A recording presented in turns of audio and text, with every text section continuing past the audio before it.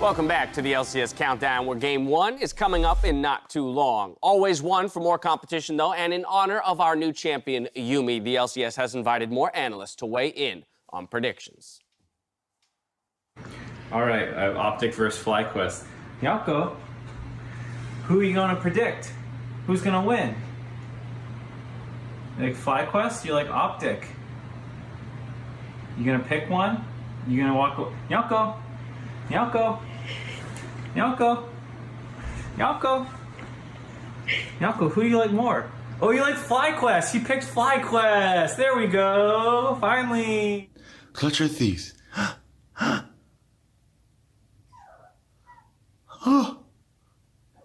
Inconclusive. Inconclusive. Inconclusive. He clearly picked Clutch. No, he didn't drink. So he didn't drink out of either. That's the thing. Okay. And I'll add the caveat. This cat drinks more toilet water than bowl water. Clean. Well, so the fact that he even went for the bowl then it speaks volumes of his faith in Clutch. It really does. All right, I'll call that I'll give you a little fun. The reason they like to drink toilet water is because it has a sound, so it runs. So they're hardwired to think that a stream of water is clean water, whereas a bowl that's sitting water is going to be polluted and dirty. Gotcha. Cat facts we did not need. But you brought deserve. to you by Is your Crumbs. toilet always running? Thank you very much. I don't know. Okay. But I well, think it always now let's get your predictions for the day. Taking a look how you match up with your feline friends. The only difference comes in the 5th game of the day, and that is the one that Nyako went for FlyQuest, so you align. Yeah, I Now, who predicted first, you or your cat? I think my cat did, actually. So you cheated off of your cat's homework? Is that what you're telling me? I didn't cheat off my cat's homework. What was Nyako's reasoning for the FlyQuest victory? Did my you hand was, dive when into I put both hands in front of his face, one hand was probably a little closer. Oh, there That it one. is. There it is. I think already FlyQuest It's is a matter of convenience. Yeah. I'm telling you, I think FlyQuest is going to do well against Optic. Not Okay, just, why? Forget the cats, okay, for a second. You've been burned by them so much. Wait, I got them right yesterday. That's the one out of like 5. Whoa, man. Look, it doesn't matter. Why do you think they match up well against Optic? Here's why I think they match up well. I think that they have a superior top lane. Dokla has been playing the kind of tank duty super well, but the mid lane synergy, I think they will actually be pretty evenly matched Pivotal versus Crown. I think they have advantages in both side lanes, and Santorin is a very good jungler to match up against Meteos. I feel like Meteos has been the better jungler in almost every matchup that he's played so far. This will be the first time that he's contested very well in the jungle by someone. What I love about Meteos jungle, he doesn't experiment with random picks. He's like, this is good. Sejuani. I play Sejuani. I play Olaf. It always works, and I'm always good at it. I want to see the Olaf that we're hearing the rumblings of, the more aggressive warrior enchantment Olaf who just kind of runs at your face and steamrolls the game. Hopefully we get it this time around, though. Let's talk about Team Liquid, though, because they suffered rather a loss last week, and there was, of course, a concern around team morale, but we sent Riv to hear how the team's doing. Thanks, guys. I did have a chance to catch up with TL Kane before the matches today. Asked him a little bit about mentality in week 1. He said the team coming in obviously was still a bit tired. We've heard that quite a bit, but the 2 weeks just wasn't enough to fit scrim schedule and the full regimen back in. They're feeling great coming into week 2, and even said they felt decent in week 1 game, so the fans should not be worried. Moving forward, I asked them how they will continue to look for improvement and not let success catch up to them like they did last split. He said focusing on getting first and not letting that intensity fall off is always going to be number 1. And he even said they may remedy that if they get first very early by allowing the academy team to play so the main roster can get a little time off. On the note of improvement, I asked him what he as a coach is looking to improve on and what his roles might be to change this season. He said going to these international events with the team has really been an awesome focus for him. And he wants to make sure that what they learn at these events, himself and the team, they do not forget these things. A fun little note, he did say, as we were asking him for teams to watch of TSM and C9, he said GGS might be on that roster of teams to watch. So those are words from Coach Kane before the matches today. Back to you guys. Thank you very much, Riv. No rest for the weary here. Looking to secure that postseason positioning. Then perhaps we can sub in the academy roster to get some experience while the main roster rests up. And I kind of like that idea, you know, if you are going to get first and then kind of falter in your dedication a little bit, which seemed to happen in spring, better to just kind of commit to the resting up and not burning out Right. and give yourself that actual time versus kind of half-assing it in the games. Well, you got jet lag as well coming back from Vietnam, so many different hours of time zones. So you can imagine week 7, you're against a team that maybe hasn't had a single win. You don't need to put in the main team. You don't need to spend the entire week with the team prepping for that. Let the academy team have a little time to shine. Give the guys a break. They've got quite a few wins, though, to pick up before they secure that post-season positioning. And, of course, they are playing in our first game of the day. With that, we're throwing it out to the Battle Arena for the call. Thank you very much, gentlemen. We are about ready to jump into game number 1 here. I'm Clayton Captain Flowers Reigns. That is Isaac Azale Cummings Bentley, and we will be your chauffeurs through the first couple of games here today. For the chauffeurs? Yeah. So is this the LCS bus? I assume it's a bus, This right? is not a bus. This is a limousine, sir. We are high quality, Is like the high limousine going to be class, big enough for all the people? bougie life here. It's a big old limousine. Like one of those like Hummer? We got almost? room. No, we're environmentally conscious. Okay. It's not a Hummer. It's a Prius limo? It's a Prius limousine, but a cool kind. Yeah.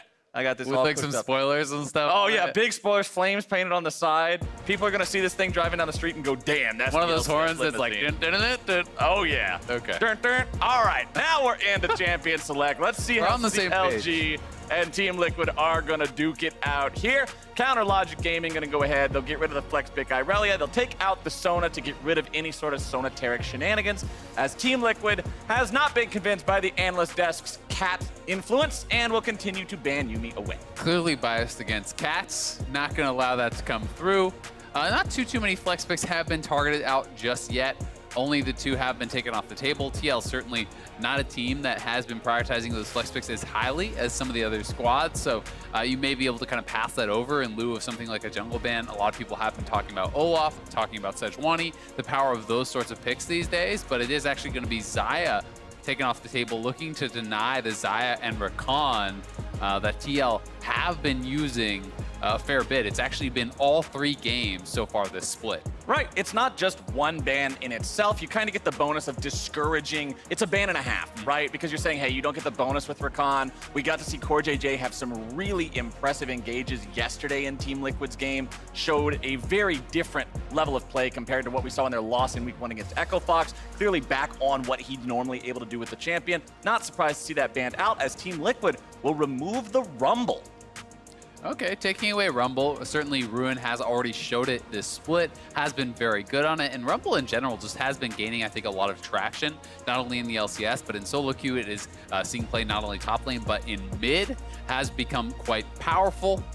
But Silas as well as Sivir, so flex pick here, can be going to Impact or Jensen, and these SSG for marksmen are getting a lot of priority these days in the draft. A lot of people really starting to like playing Sivir quite a lot, and it is a very powerful champion in this current meta, especially when you're paired alongside so many melee champions, so much hard engage.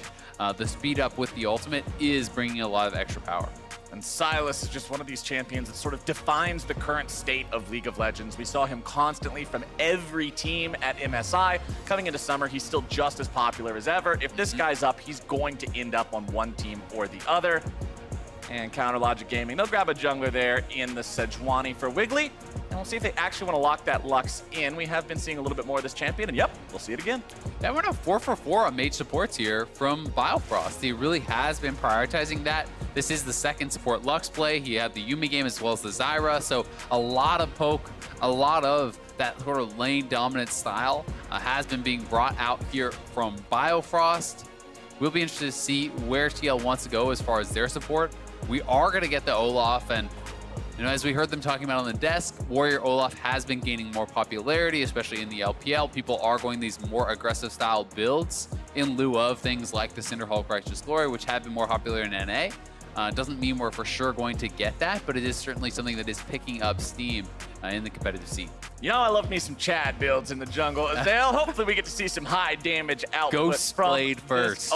Ghost Blade first, That's pretty Olaf, dead. Before even the Warrior. Yeah, That's of course, how you know of you're course. going for. That way you can run at them faster. And I mean, it really does feel good to be Olaf against a Lux and a Sejuani. No matter what you're building, both these champions depend very heavily on the CC they offer. Yep. And when you don't have to care about it, you can have a pretty good time on Summoner's Rift. Team Liquid, they're saying, hey, we got our AD carry. We're gonna target that pool of yours now. Get rid of the Lucian, get rid of one of those powerful laning picks, as CLG will keep the LeBlanc out of the hands of Jensen, just in case that Sylas is going top. Yeah, another thing we have seen the Lux pairing up with is also the Caitlyn. Caitlyn's certainly very strong in lane.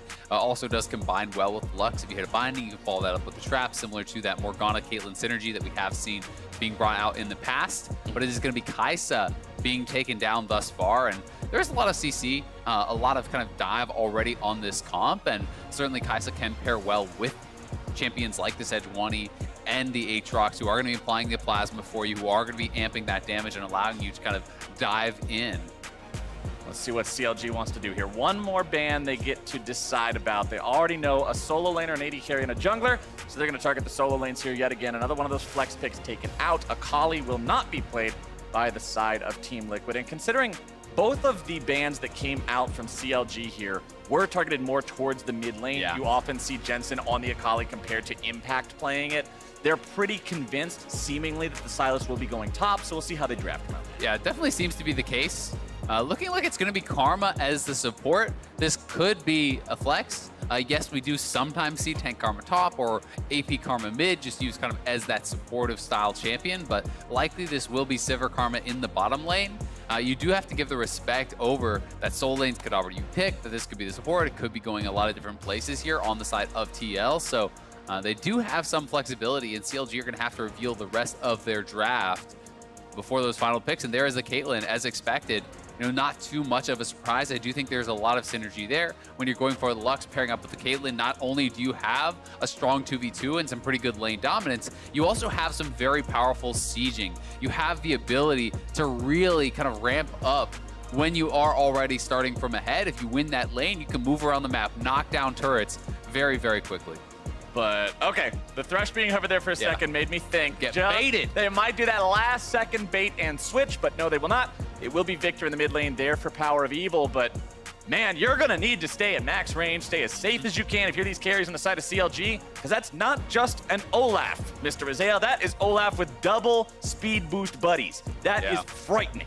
Yeah, he's going to be going really, really fast, and if the cannon does come through, and it looks like the cannon is going to get locked, so very likely this will be cannon top, Sylas mid.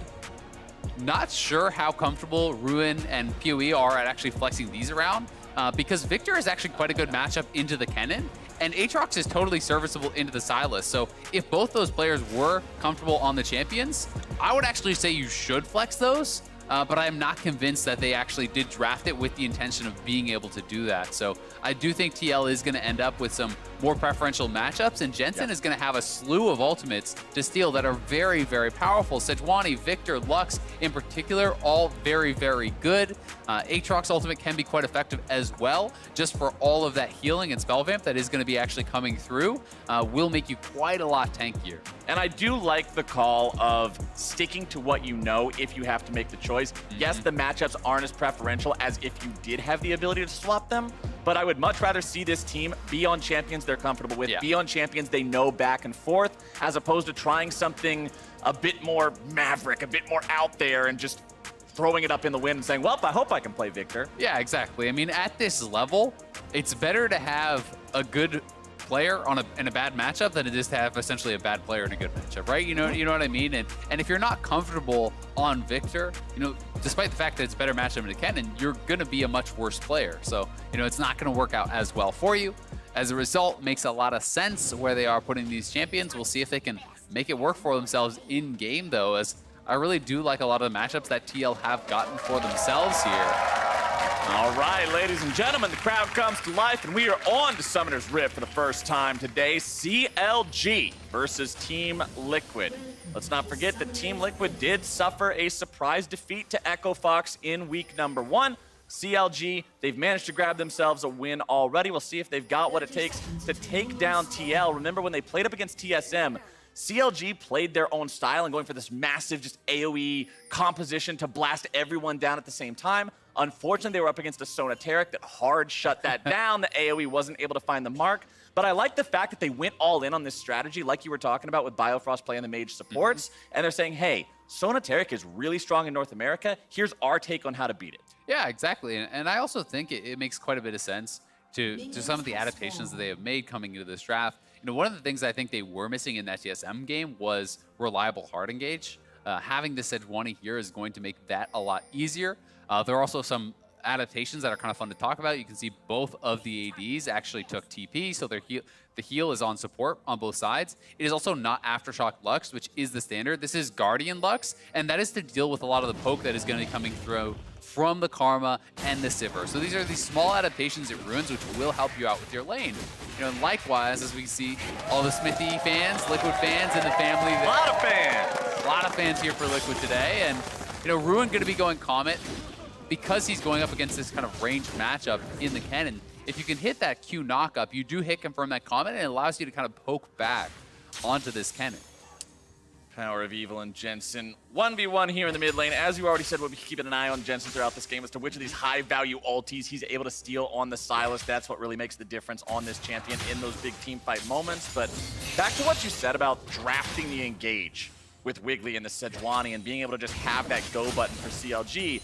I know that one of your philosophies for teams that are at the bottom of the standing is to draft simple compositions, go for ease of execution. Yep. And I tend to agree on that. I feel like a lot of times you'll see teams go for these more advanced strategies that are really difficult to pull off, and especially if you're up against an opponent that is of a higher caliber like Team Liquid is compared to most teams in the LCS, you're putting yourself in a really hard spot. I like the fact that CLG has these go buttons in not just the Sejuani, but also in the Lux. Yeah, definitely the case. And, I think TL does have some answers for it as well. You do have the ability to have Sivir try to tank Sejuani ultimate spell shield. You have the ability for Smithy to try to tank that up and then use Ragnarok to actually get out of there. So there are some difficulties there.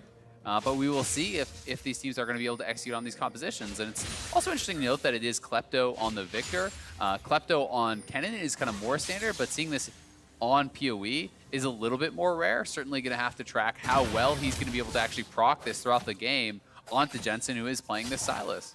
Jensen not just playing the Sylas, playing the Conqueror Sylas, going very heavy onto the damage to be able to beat up on the front line of Wiggly and Ruin in particular. A lot of times you will see Sylas go for something like an Aftershock to make sure that he's able to survive when he lands those chains, goes into the CC.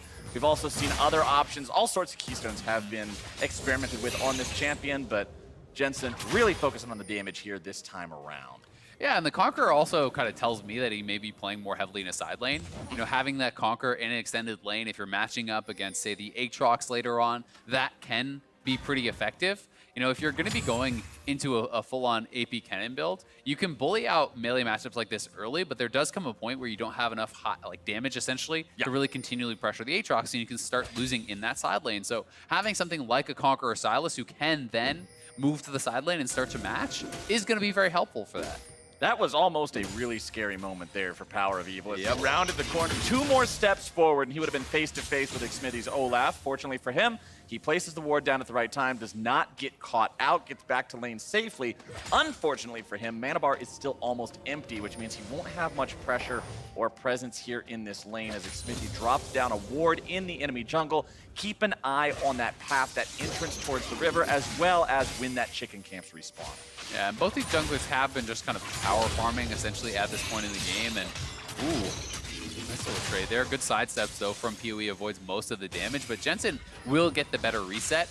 He is going to be able to just walk it back to lane here and have a little bit more tempo as a result. So far on the bottom side, it has been TL pushing in. You can see Doublelift already used his teleport, went back on an early pickaxe buy, and he is now going to try to hard shove that lane in that bottom 2v2 and make it so that Stixxay has a tough time actually getting a good recall off. But now that Wiggly is down here on the bottom side, Ruin going very aggressive now he's in here trouble. on the impact, but Xmithie recognizes the flash is gone. Ruin instantly chalks this up as a loss. There's no way to get away from the Olaf when you don't have the flash. He walks back forward to try to get something, but there's nothing except death waiting.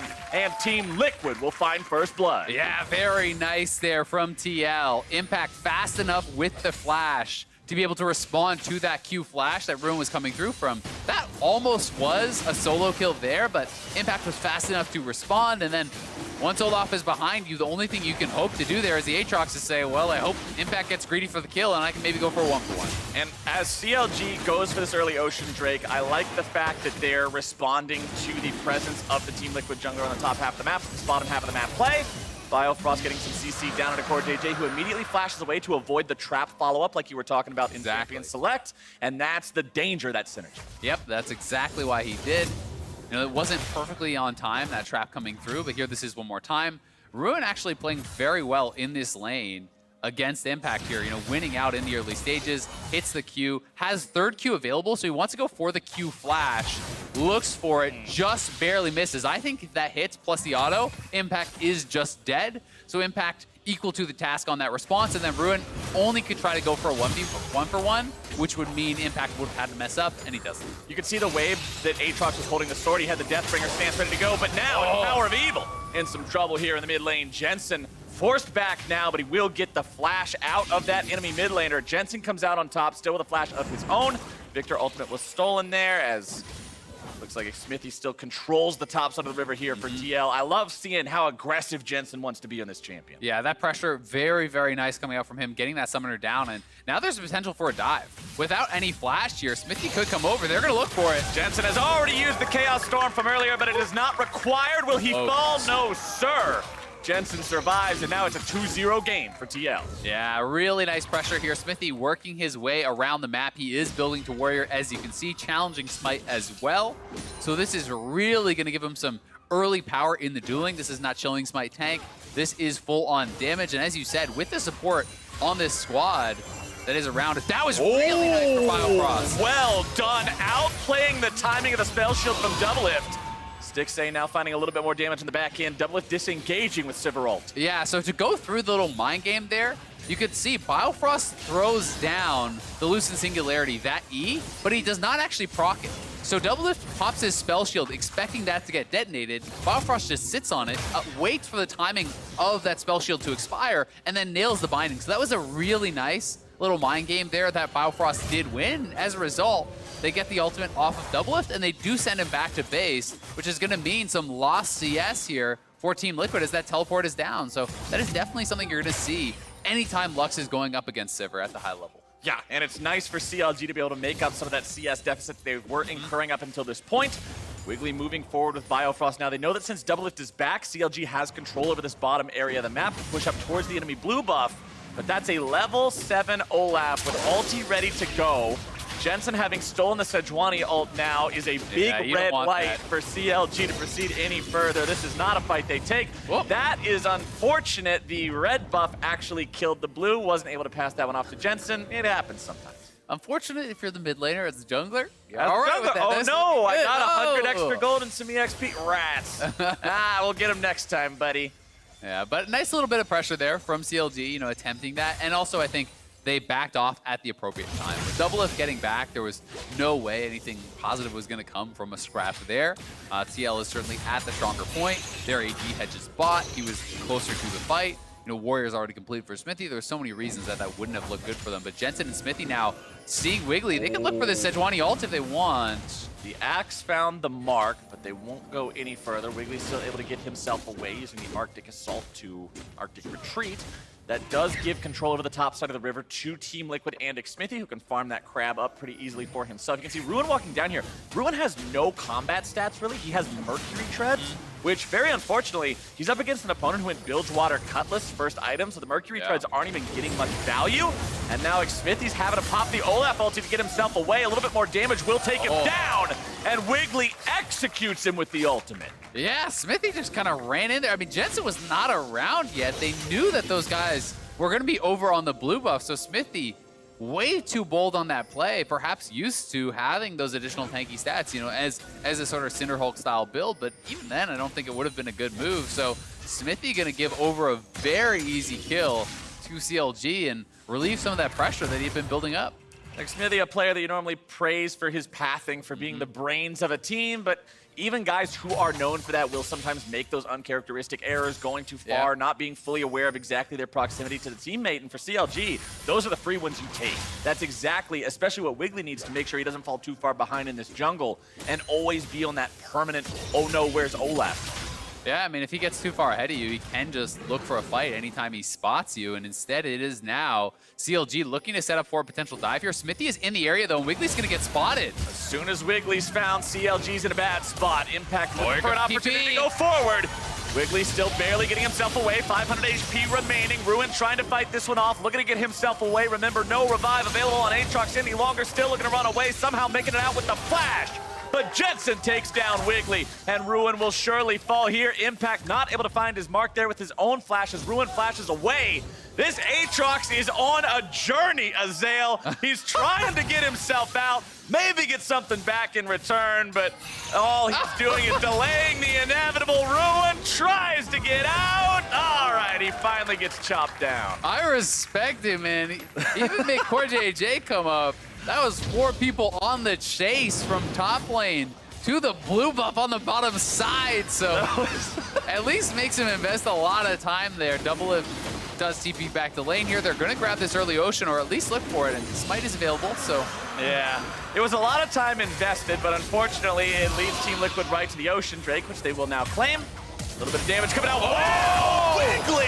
He makes it happen on not just 1, but 2. Jensen needs one more auto attack and he will fall. CoreJJ tries to go for the flash heal. It was a split second too late. That was nuts from Wiggly and Biofrost. The Q flash over the wall into the 2-man Luxalt. That was so sick from CLG there. Wiggly could not have aimed that better. He locked down Jensen. That was perfect. We're gonna need the replay for that one here in just a second. Very impressed. And now that gives CLG the opportunity to say, hey, it's black and white screens for the enemy mid laner and jungle. Yeah. Shelly's a freebie. I mean, these last couple of minutes have really kind of swung things back towards CLG. They are looking very competitive once again here in this game now. Gonna grab the Rift. It's a dragon apiece. The gold lead, really nothing to write home about. If you can cash in with that Shelly, you're gonna have tied things up. So here it is one more time. They do grab this Ocean Dragon, but you can see Smithy is hesitating. He's not sure, do I really want to blow the ultimate? All right, Victor shows up, I guess I do. Doublelift walks back to give him his ult to get out there as well. Ult, flash over the wall. W hits them both, the Luxalt across them as well. They knock down multiple members, and CoreJJ even looks for the flash heal, but he hesitated a little bit there too. So TL losing a lot off of that play. Both summoners on your support and your one-time stopwatch on your mid laner. Big moves for CLG. Make sure you hit us up on Twitter at LOL Esports with your own opinions on what was the biggest moment in the game with hashtag LCS big plays. As we might get even more here in the mid lane as Shelly summoned up. CLG want to protect her, make sure they get some of that plate money. They summoned her up this quickly, even though the wave wasn't in the best spot, because this right here, 2 plates worth of money, ka-ching, 320 gold in the bank. Yeah, that is gonna feel really good right there. Cashing in on those plates, that's a kill worth of gold that they did grab, and they got it with only a couple seconds to spare before the turret plates do just expire right now. So well done here by CLG, battling back, keeping this game close thus far against TL, and we'll see if TL can find a more decisive fight in the mid game. This is certainly, if you're looking back to spring, the kind of game that you'd be feeling very, very confident about their position in. But we did see them give up that loss last week in what was a fairly similar game. They actually had a much more significant advantage, and they weren't able to execute in that mid-game Q fight. So they're gonna have to show it to us, see if CLG can pull it off here. And what we're looking for that CLG pull-off, pop-off moment is finding these continued engages like they're doing with Wiggly. We already talked about how important that go button is, and CLG have found a way to make that success so far. You can see there the plates. They were able to get themselves 4 of them. TL, no plates at all. That is this a game. really rare sight to see. TL, really well known, in North America for their dominant lane phase. They usually are a team who is grabbing a lot of those turret plates, getting the additional gold.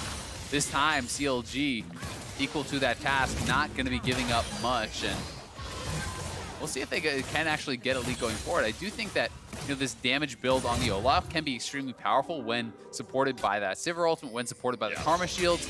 But that being said, if you are not ahead, it does hit a point where you are ulting, you're getting those negative resistances, and Victor and Caitlyn just kill you.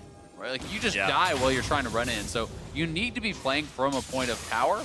They are certainly strong enough still to be looking for those plays, but you want to see them finding opportunities to look for those engages in those team fights around those neutral objectives. Chad builds truly are a double-edged sword. Yep. Fall behind too far, and the game quickly becomes a 5 versus 4. But bottom side, It's Stixxay and Biofrost using the power of this long-range lane to take down the first turret of the game and put CLG in the gold lead. Yeah, and really the first kind of time past the very early seconds of the game that they've had that whatsoever, but now looking for the all-in. Nice engage from Jensen on the power of evil. Smithy makes his way into the fight now too. PoE barely able to escape from this one. Has to be careful about stray axes at the end of the fight. CLG disengaging there, keeping their mid laner alive. Yeah, and it does actually cost TL the flash, though. You know, so yes, they did get some lane pressure. That is nice. They will be able to get some damage down on this turret, perhaps even take it out. But at the end of the day, it's TL who look for the play and do end up losing a summoner. So it will be them just moving down to the Infernal Dragon. They're going to try to get vision around here. That is spawning in 10 seconds, so TL wants to have priority in this area. Will be the first ones to the spot, and we'll be working on getting that vision. And as long as you can secure this Infernal Drake, popping Jensen's flash there in the mid lane to not get a kill or a turret is just fine. If it turns into the Drake, totally worthwhile investment. However, now they've got to consider the fact that Jensen is vulnerable here on this Sylas. Power of Evil with the Chaos Storm ready to go. Jensen having stolen the Lux ultimate means some more burst available for the side of TL. Yeah, and look at the top laners up here on the mini-map actually fighting it out. You can see Ruin had the first move. Neither one of them had TP, so he was actually cutting off Impact. Impact had to walk the longer way, and now CLG has priority on this dragon. You're going to have to try to engage through Caitlyn traps, which would be so damn hard. This is one of the most difficult parts about playing against Caitlyn. Caitlyn and Victor, this is the wall of nope. You do not walk through that corridor. Yeah, that was really well handled by CLG. TL were the first ones on the play, but Ruin had the earlier roam. He was able to actually cut off Impact. Neither of them had the TP, and TL just got straight up outmaneuvered and are going to have to give over that very juicy Infernal to their opponents. CLG playing impressively so far here this game, still maintaining an ever so slight lead over the current LCS champions, the MSI finalists in Team Liquid. CLG better than Invictus Gaming. Ship it. Has CLG's time truly come? We will see. I mean, they're also an MSI finalist. That's true. It's all adding up now. It's an MSI finals. We're connecting the dots. All the pieces are coming together. And for CLG, items are starting to come together now as well. You can see with the Infinity Edge and Berserker's Greaves completed for Stixxay. Now he's got the Kerchase Shard in inventory, moving towards what is likely the Rapid Fire Cannon. As Jensen and CoreJJ retreat here in the top side.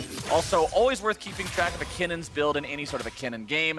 The Hextech Gunblade completed, sort of like that hybrid item, gives you some laning power while also providing AP burst, and you'll see him continue to transition into more team fighting power. Yeah, generally the rule of thumb is you go Proto Belt in a lane that is not poke-based and is all-in based. You go Gunblade if you are going to be getting poked and harassed and trading, because this sustain it gives you is going to allow you to have a lot better time in lane because of how well Rune was playing, and also the fact that this is Comet Aatrox. He can harass and trade back and forth, so if you do go for something like a Proto Belt, you can just get whittled down and taken out. As a result, his team fighting will be weaker with this build, but it does allow him to survive in lane, and he can still transition into a more standard full AP build. CLG looking to use the power of this Caitlyn. This is standard Caitlyn play back when she was the #1 AD carry in the game. It's happened multiple times throughout multiple metas.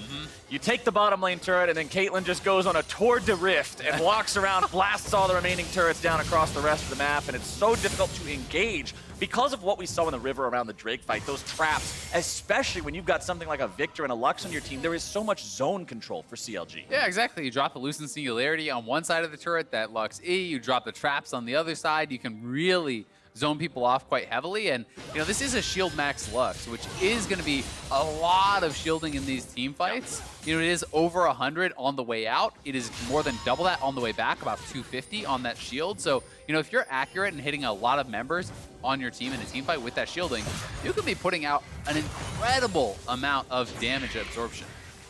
TL still keeping this game incredibly close. It's not like CLG are continuing to build the small lead that they found. TL is not the type of squad to allow themselves to bleed out after falling slightly behind. So definitely still anyone's game here. Team Liquid is not a squad you can underestimate even for a moment. Let's see how things continue to play out. As you can take a look at the vision here from the side of CLG, things are looking awfully dark. They have a couple wards in their own jungle, but despite the fact that they've taken down the tier 1s in both side lanes, they don't have the ability to push up anywhere just yet. Biofrost trying to get himself away from Jensen, who's going very hard forward. Biofrost keeps himself alive, pops the heal, and still gets away pretty good. Yep, using that shield defensively. Does drop the heal as well. You can see, though, Jensen at a pretty strong point in the game. They're going But in. over the wall comes Wiggly. The laser goes through. It's only able to find its way onto Smithy. Wiggly goes into the stopwatch, making sure Team Liquid's not able to find the counterattack, and this gives the opportunity for the rest of CLG to move up, find a little bit of damage onto the tier 1. Laser comes back out from Jensen. Anything you can do, I can do better. Neither one of them's going to kill anybody today, and the siege stops.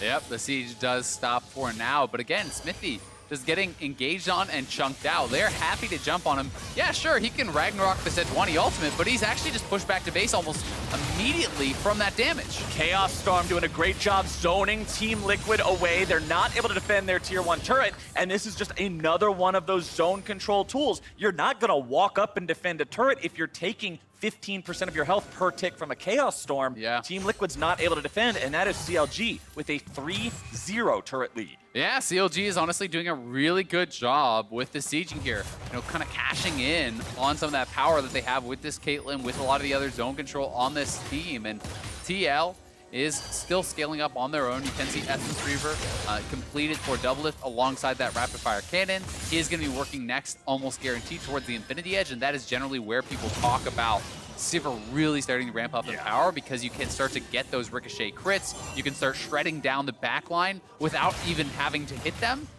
So that is certainly something that can be very, very powerful. But until then, CLG certainly has the run of the map, and we'll see if they can continue to create more pressure, as it looks like they're just going to take another dragon. The Gargoyle Stone Plate done on Wiggly. That means the front line of CLG is incredibly intimidating. He's got that along with the Merc Tread, so it's hard to even lock him down with the Kinnan jumping in there.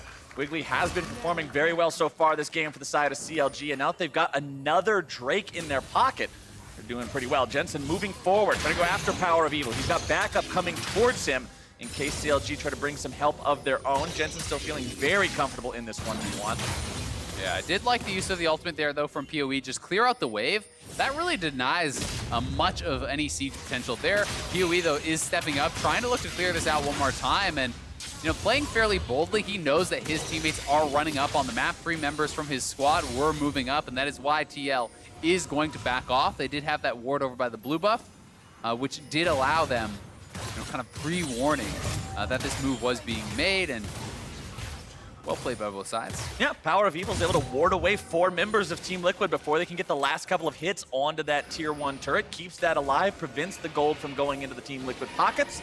You can see Power of Evil working towards that Lich Bane for more instant burst, but also limited a little bit by range. Wiggly going forward after Smithy, and once again, it's Jungler Ulti for Jungler Ulti. Ooh, that binding was so close to finding its way onto Jensen, but the follow-up is still enough that Jensen's forced to flash away. Nice gravity field placed down by Power of Evil, making sure Team Liquid's not able to respond, and CLG are just continuing to look for these opportunities. Yeah, and I really think that Wiggly is playing this very intelligently. He is just constantly engaging onto Smithy, and yes, again, he can use the Ragnarok to get out of there, but he then has no use in the team fight. He's being put on the defensive constantly. They even get the flash out of Jensen, and now they are starting up the Baron here. This will be spotted out, so likely they will have to back off, but CLG is playing very confident and kind of showing us, I think, some of the weaknesses of this Olaf build. The fact that they are able to pressure him so heavily, he hasn't really been able to find any opportunities to look for any sorts of engage, because Ragnarok is constantly being used defensively. Now, the one nice part is, since you are going for the Chad build Olaf, you have Warrior plus Black Cleaver. That's 30% CDR on its own, so you've got the ability to have the Ragnarok up much more frequently than you might with a Cinderhulk counterpart build.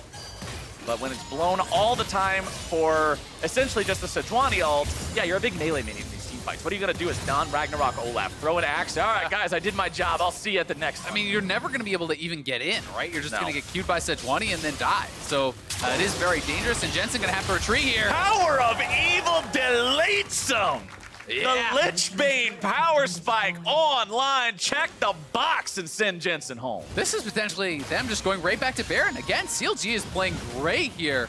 TL is in the area, but now you're down your mid laner. Baron is being started. We'll see if TL can actually contest this. This is a 4v5. It's a 4v5, but Team Liquid does have a Sivir that is on 2.5 items. And now that Sivir's going to be engaged on. Doublelift having to pop the flash, getting himself away. Xmithie will not be saved by the Ragnarok today, and Ruin is rampaging onto the AD carry. Doublelift tries to get himself out, but he will be slammed into the dirt by Power of Evil, and Counter Logic Gaming are popping off. CLG are looking great here against Team Liquid. This should be their Baron for free. We see the TP coming back in here from Jensen. He's going to try to work some magic. CoreJJ is around as well. Impact still has Flash Ultimate, so they can still make something happen here. Kennen's going to look. CLG has to pay respect to what this Kennen is able to do. Jensen getting himself zoned away, rooted up, bursted down, nearly going to be killed, and now he is gone!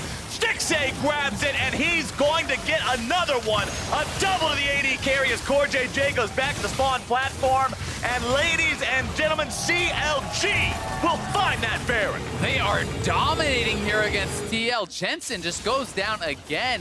TV's back in. Here is the previous fight after Jensen had been picked off. Q flash from Wiggly. Doublelift pops the ult, is going to run up. But Xmithie is just dying instantly in these fights, and then Ruin.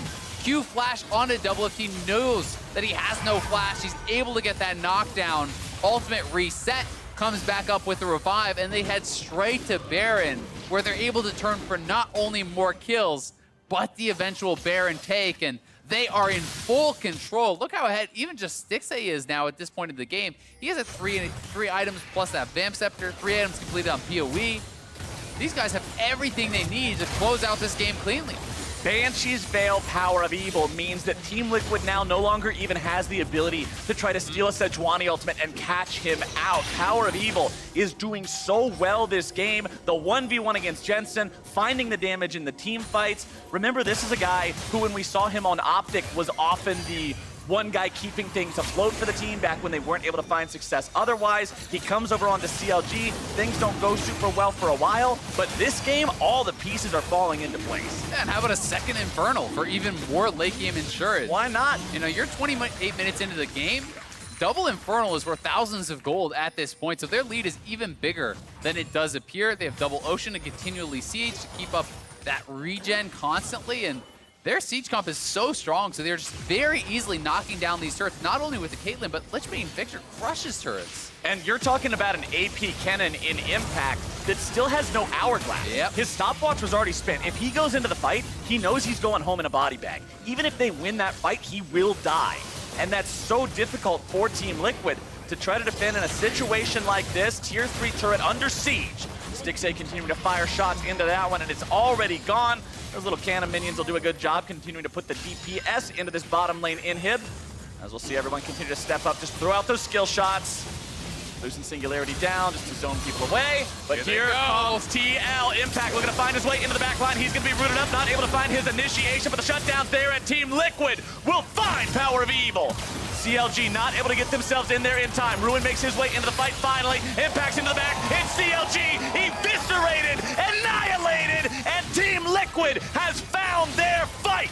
Yeah, and CLG just re-engage on a fight after their mid laner is dead. Impact still had his cooldowns, and I don't know what they were thinking. Getting way too confident there. TL pulling back into this game. I said Impact would have to die if he engaged, but he found the flank, he found the opportunity with the burst gone, and that is exactly what the doctor ordered for Team Liquid. I mean, that is so huge. Such a massive swing in gold. They kill 4, get some of those shutdowns. They're going to knock down a mid lane turret, pushing up these waves. They could potentially get another turret here as well. Power of Evil is back, but geez, that was a costly mistake here from CLG, and they're still in a good spot, still can win this game, but that is not the kind of error you want to see when you are this close to taking down TL. And as the Baron power play timer nears 0, negative 2,000 gold from all the shutdowns and the turrets going over to the side of Team Liquid. Jensen. CLG commit a critical error as Jensen will now try to escape. Biofrost and Power of Evil are on the way. Nice dash out of the way of the light binding, but Xmithie and Doublelift have showed up. Power of Evil fires off the laser, not going to grab anything. Doublelift popping the ulti just to make sure Jensen gets out. Yeah, very well done. You know, the rest of the team coming up to support him does get him out scot-free. Thought they certainly would have been able to take him down there, but here this is one more time. So, you know, Power of Evil is the initial one they are going to be able to engage onto. You can see Ruin is over in the mid lane. Smithy flashes in on PoE. PoE almost one rounds double, if barely not being able to take him down. Then why try to force this re-engage? The flash in. Impact still has everything. You're flashing forward, trying to engage past the Kennen, who then just roasts your backline. Ruin not able to get done anything there. Does end up going down as well, and TL got so much off of that. Doublelift not only completes the IE, he gets a QSS on top of that. So many items come through. Zhonya's now done for Impact. Zhonya's now done for Jensen. You just gifted TL a shot at still winning this game. If Team Liquid wins this game, that's the moment you go back in VOD review and look at over and over and over again, because that's where the game then would have been decided. Impact in trouble. Ruin looking for the opportunity to take Impact down here. Impact does have an hourglass now, so he can buy time if he can get back to the safety of the rest of the team. Yeah, and this next Infernal also going to be very critical. Giving over that triple Infernal advantage for CLG would be enormous if TL could grab that. That would do a lot to equalize any disadvantage they do have there. CLG, though, trying to continue establishing vision in this area. You can see they are clearing out all of these wards. If you look at this bottom side jungle here on the minimap, there's really no vision for TL. They have one ward, two wards over the wall there, but they can see nothing in the area of that dragon, and CLG wants to again set up that zone of control. They want to be able to drop those traps, have that gravity field, and really create a situation where TL cannot even try to challenge for it. Now the advantage you have if you're CLG is you've got flashes on your whole top side of the map going into the next team fight. Team Liquid, though, has the flashes on both bottom laners. So Doublelift will be a hard mark to kill, but Impact, Jensen, and Smithy will have a harder time getting to those backline targets on CLG as well. And with the Baron up now, going for that Infernal becomes so much more risky, because with so much damage in these kits, these guys are strong, and they're just going to straight up start the Baron right on spawn. They're going to have to back out now, though. Impact does have TP, and he could look for a TP flank here, but I don't really see any good ward for him to look for, so it would have to be a full-on engage for CLG for him to be able to capitalize, and he will just head down to that bottom side. Infernal now live on the map, so objective trading certainly on the table for these two teams. And just look at the way the game has changed. Previously, it was CLG always going forward. Now, the initiation not going to find the mark just yet. Wiggly on the front line. Team Liquid looking to make this their fight. It's Smithy knocked into the Guardian Angel here. Immediately, Ruin's not able to find his blood just yet. As Stixay grabs himself a double kill. Team Liquid's on the run, and they bit off way more than they can chew, Azale. Doublelift tries to retreat away from the Chaos Storm as it slowly creeps forward towards Core JJ. He flashes away from the light binding, but CLG continues their march. Yeah, this is a 5v3. CLG could potentially try to deal game-ending damage. They are just pinging to the objective, so they're going to try to go both Baron and Infernal. I think Ruin will be sent to try to solo the Infernal, while the four-man squad will take the Baron. And that TP play from Impact got absolutely nothing done. I mean, he TP'd straight in onto a trap and just straight up died. TL are going to challenge. They will try to at least grab the Infernal here. We'll see if they can do it. They have no jungler, remember. While Ruin is not able to solo the Infernal himself, his job is to try to buy enough time to prevent Liquid from taking it if he can. That will not be the case. That was a close snipe there with the laser. Not quite finding it, though.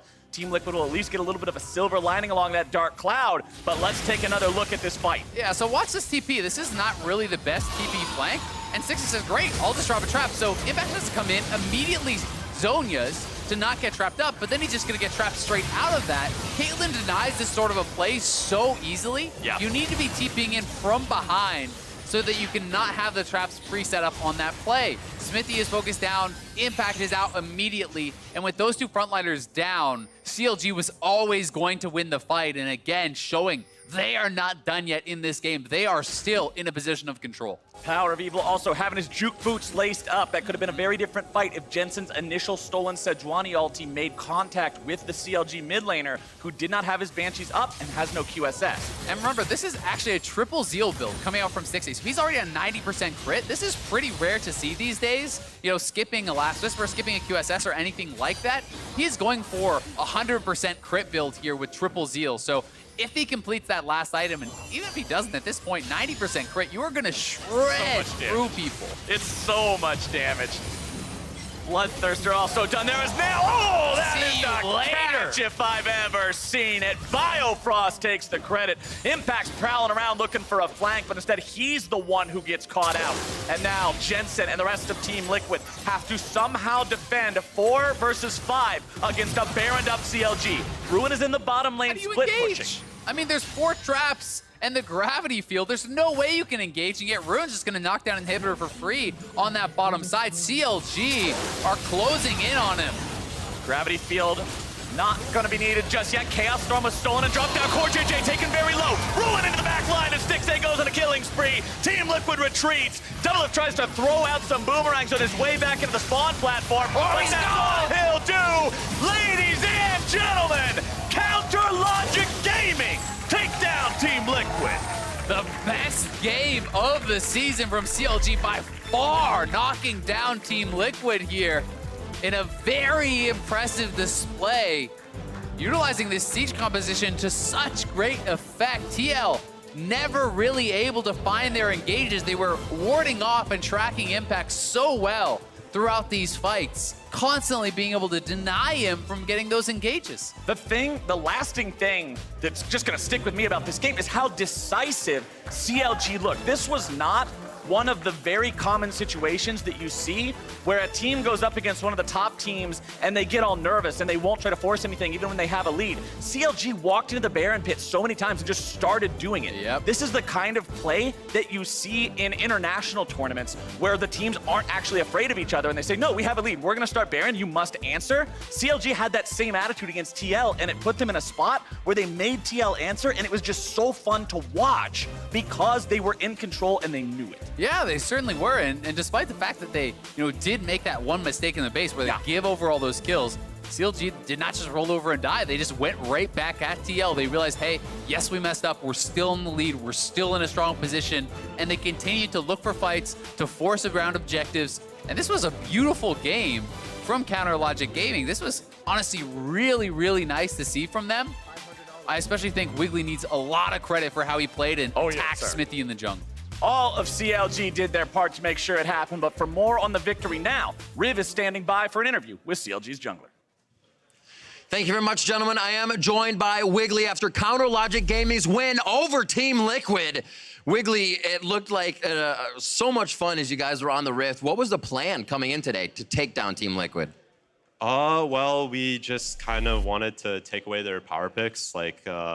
Actually, we didn't plan on giving Sylas. We didn't want to give them Zyra Khan. So when they didn't get Zyra Khan, I'm pretty sure we had a good bot lane matchup. And yeah, I don't know. There wasn't specific planning for TL. We just kind of did our own thing. So yeah. That seems to be kind of what most teams are going for. It really is working out for them. 30 minutes in, kind of pass your mind back. A bit of a scare down at that bottom inhibitor. What were the calls going in? What made it so hard to get down Team Liquid that first time at the base? I think we were just trolling really hard. We had the scaling comp and we are in a winning position, and we just everyone kind of just was freaking out. We're like, we're winning, So I think we just need to calm down next time and not overthink things. So yeah. Don't counter logic yourself. Final question. What are you looking as a jungler to improve on this season? You're becoming a long-standing member of CLG. What's the focus for you in summer? Winning. I like it. Short and sweet. Ladies and gentlemen, Wiggly, jungler for Counter Logic Gaming. We're going to throw it back to the analyst desk.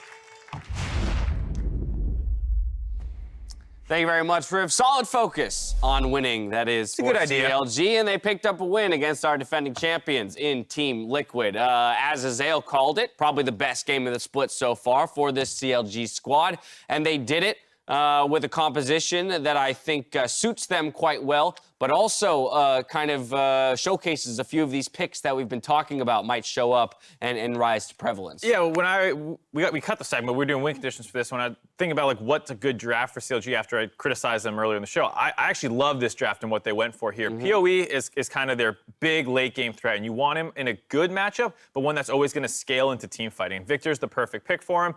The thing is, when you pick those kinds of things, you usually don't have pressure in the mid lane. So, kind of prop that up with really strong side lanes that don't need babysitting, so you can kind of focus more around mid lane. And that's exactly what Caitlyn and Lux do, and that's exactly what Aatrox is able to do. So I absolutely love this draft by CLG. I really like the Sejuani as well. I think it's a pick that you are going to have to first pick it now. It's rising in priority, and the Olaf as an answer is really an early game answer, and you're still gonna have to draft an engage tool for it if you're not snowballing enough. So the Karma and the Sivir, yes, they do have some synergy, but typically you want to have a Nautilus with the Olaf so that you can start a fight very easily if your Olaf can't do it because he's gonna be building AD. So that's why you want to offset that. But I think that for Stixxay having that Caitlyn, that's a pick that I'm not happy to see back in the meta. It's just But so it's his long best range. champ. And while for many, they'll look at TL's composition in isolation and say, hey, that's a strong composition. I think you'll see the difficulty of piloting that composition into CLG in the late game. Before we get to that, we got to talk about Wiggly on that Sejuani pick that you called out, Crumbs.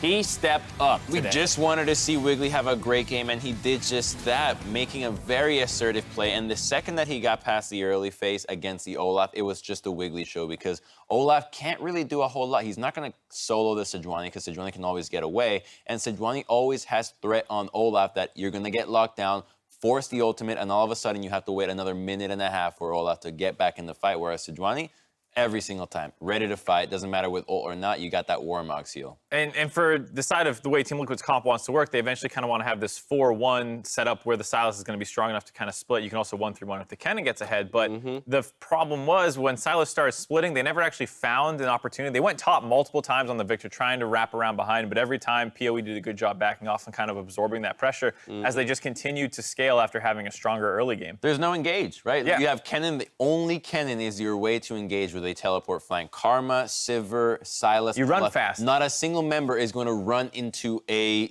Gravity Victor, field. Lux, Caitlyn trapped, and the Sejuani body blocking, so they just had no answers. Right. And the teleports that did happen from Impact were leaving a lot to be desired. Right, there was only essentially one team fight for Team Liquid, and it was the one time that Impact was able to get an ultimate onto the backline, zero out a couple of members. But I want to return to your point, Mark, around the 1-4 kind of setup for Team Liquid and the response from CLG. Power of Evil playing this Victor incredibly well, even so much so that he'll get this one, the solo kill against Jensen in the top lane, taking a look at it from PoE's view, before we dive into a Baron pickup for the whole squad. Yeah, I mean, that was the setup for this next play where they immediately after that say, okay, we have the man advantage, let's force around Baron. We're not really looking to finish the Baron, we're just trying to bait them close enough that we can re-engage onto them. Like Crumbs was saying, they have so many more tools at their disposal to go forward with that Sejuani being a great start to a fight that as soon as they get that, they grab the Baron, and the game was still hard. Like, TL picked a fight or two, but that was really when things came off the wheels because when the Victor starts killing the Sylas in the side lane, you are in some trouble. I will say that wasn't necessarily a full solo kill. The Caitlyn ult, that's true, the Caitlyn ult came in. prevented some of the healing, right? Because he could have been counter-engaging. That's very fair. That's very fair. Okay, 2v1. I take it all back, Power of Evil. You're not as good as I said you were. No, but for this CLG squad, I guess in seeing this, is this, I mean, you mentioned this was the kind of composition you'd want to see out of them. Has CLG found their answer to their season-long struggle in terms of how to operate as a team? I hope so. I hope that they take this blueprint game and say, oh, this wasn't just good against Team Liquid. This should be our primary play style where our bot lane gets winning matchups. Remember, Kalista was also a pick that Stixxay was winning too. Yeah, Top gets these bruiser, frontline, 1v1 type champions, mid lane hyperscaling mage, or even like a Kassadin is fine. Anything that's going to scale really well. And your bot lane plays an aggressive Kalista, Caitlyn, these kinds of lane dominant champions. I think that's a blueprint with enough champions in those pools that you can run that time and time again. Yeah, I want to see the Sejuani, the Victor, and the Caitlyn over and over and over for CLG. I think that the Victor is perfect for PoE. Great wave clear, lets you stall out late game. Always big impact in the team fight. If you get caught, use all your spells right away. You still have a huge impact. You can win the bottom lane with the Caitlyn now, and then the Sejuani for Wiggly. These are bans that people are going to have to start looking at CLG moving forward, just off of one game. Brief point on TL. They're now sitting at 2-2. We talked about the expected come down coming off of MSI. So instead of evaluating necessarily, the team's power level here, I more so want to just get a sense from you guys when it is that we're looking to. What's the inflection point of this split in which we're looking for TL to kind of return to form? It's weird to talk about, Yeah, I think post-Rift Rivals makes a lot of sense. Yeah, post-Rift Rivals, but the other thing is, too, they were talking about, from the River interview, about wanting to get to a point where they can Smash now and take their foot off the gas so that they can rest and put their Academy squad in. But if you're 2-2 and then you're at 6-4. Like, you're not clinching first. Right, you're not resting anytime soon. So we'll see if the wins start coming for Team Liquid, our defending champions. Either way, 2-2 they sit at the moment. Do you like the color red? Like supporting teams? Lucky you. Team passes for Clutch Gaming and 100 Thieves are available in client now. Set up your team pass, unlock the team-specific icons, and level up that in-game experience. Check that out and meet us back here for 100 Thieves versus Clutch Gaming after the break. See any red on this desk? No, not at all. What is... Without any flash here, Smithy could come over. They're going to look for it. Jensen has already used the Chaos Storm from earlier, but it is not required, which they will now claim. A little bit of damage coming out. Oh! Wiggly! He makes it happen on not just one, but two. Jensen needs one more auto attack, and he will fall. So it is very dangerous, and Jensen going to have to retreat here. Power of evil deletes him. Watch cannon. Watch Silas. Yeah, Silas. Down the pit. Down the bird. Karma. Nice.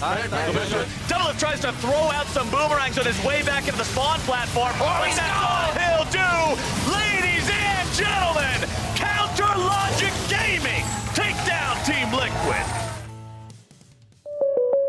Oh no, are you okay, Mike? Yeah, got a pretty big fender bender here. Don't worry, State Farm's got you covered. That's great to hear. Robin, what's going on? Are you sure you're okay? Yeah, I think so. We're gonna get you a tow truck, Mike. Thank you. Real fender bender going on. Fender bender. Everybody remain calm. No reason to panic. Go with the one that's here to help life go right. State Farm. Caps just has really insane mechanics, and I talked to Perks, and he says that he wouldn't have swapped to AD carry for any other player than Caps, because he's just probably one of the best in the world, if not the best. So just a lot about how to move with your teammates and how to position yourself based on how your teammates are playing. I don't want to be this washed-up old guy that only knows how to play with my team and be a shot caller. I want to impress people, and I want to make big out plays where they can learn that, oh, I can do this with this champion. I can make these kinds of plays.